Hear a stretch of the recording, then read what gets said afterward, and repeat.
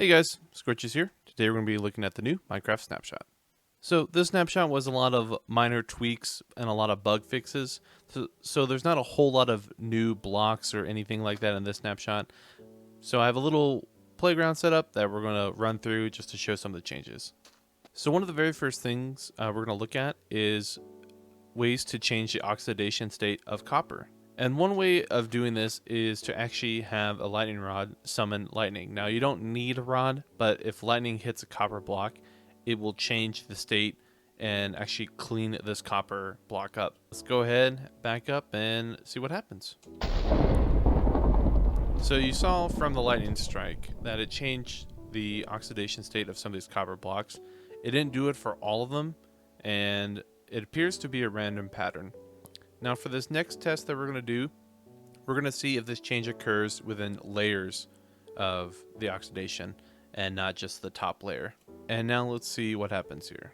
So you can see on the side here that it does actually go a couple blocks in and changes the layers below. So this one looks like it didn't have as much as an effect as the previous one, but if you clear this top layer off, we can see the under layer, and it looks like it had a little more change than what was visible. And we'll go ahead and remove this next layer to see the very bottom layer and what changes were made here.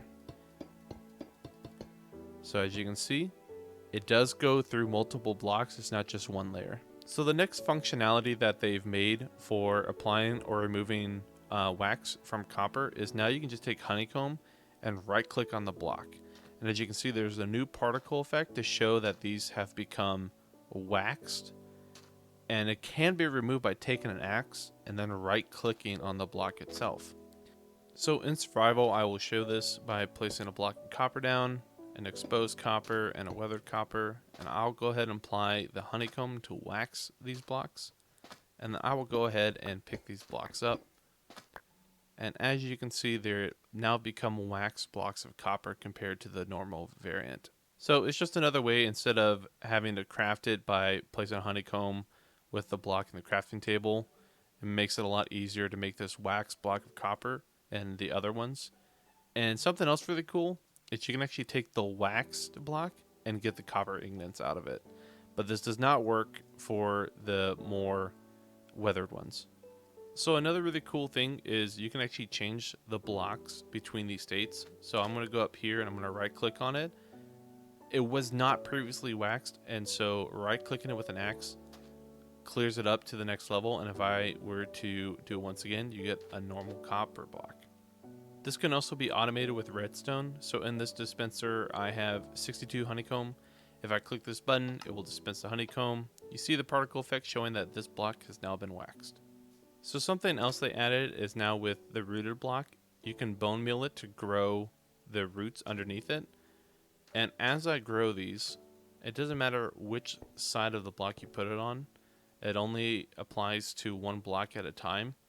And if I take a step back here, you'll see that these roots are slightly offset from the block, giving it a little more pattern to it and making it look a little less static.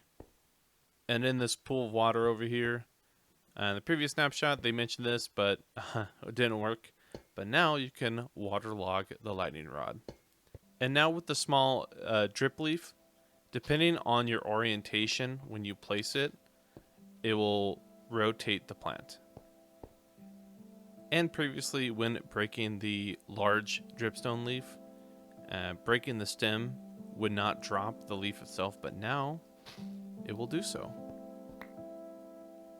So the next change that they made was with these amethysts. So in the cluster, if you break it by hand, which it's taking a little bit of time, it will actually drop only 2 of the shards when you break it by hand.